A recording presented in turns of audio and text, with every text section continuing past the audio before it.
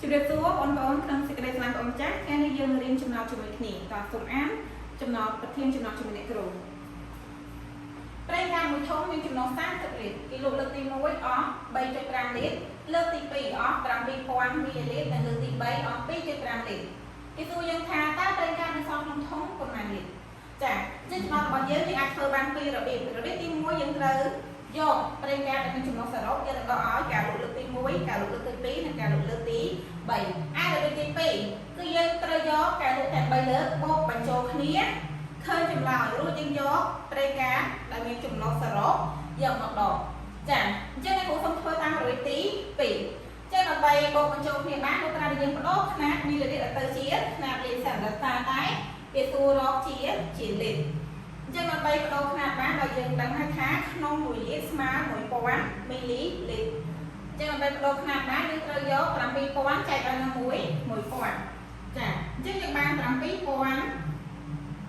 លីត្រចែកឲ្យនឹង1000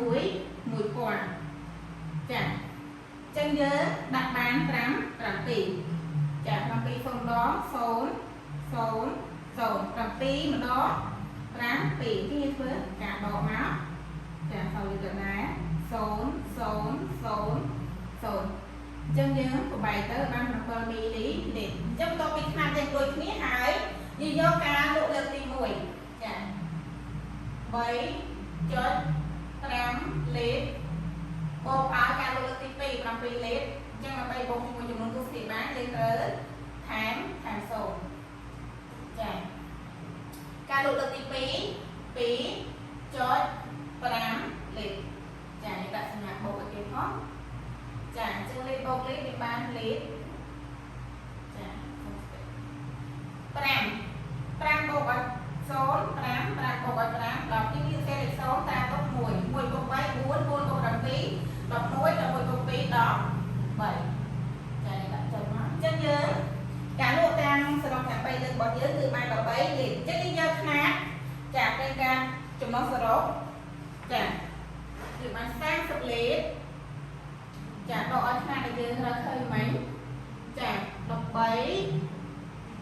ញ្ចឹងយើងមិនដាក់ទេ0នេះចាយើងដាក់ចំនួនគាត់យកតែម្ដងសារ0នៅក្រោយនេះអត់មានន័យទេចាអញ្ចឹងយើងដកមកបន្តលីត្រ0ដល់3អត់បានទេអញ្ចឹងយើងខ្ចីពី3នេះអញ្ចឹងសល់2បានដកចាសំតុងបាន0ខ្ចី1បាន10 10ដល់3ដល់សល់7ចា2ដល់1នៅសល់1ចាចឹងប៉ុណ្ណាមកវិធីរបស់យើងធ្វើរួចរាល់ចឹងយើង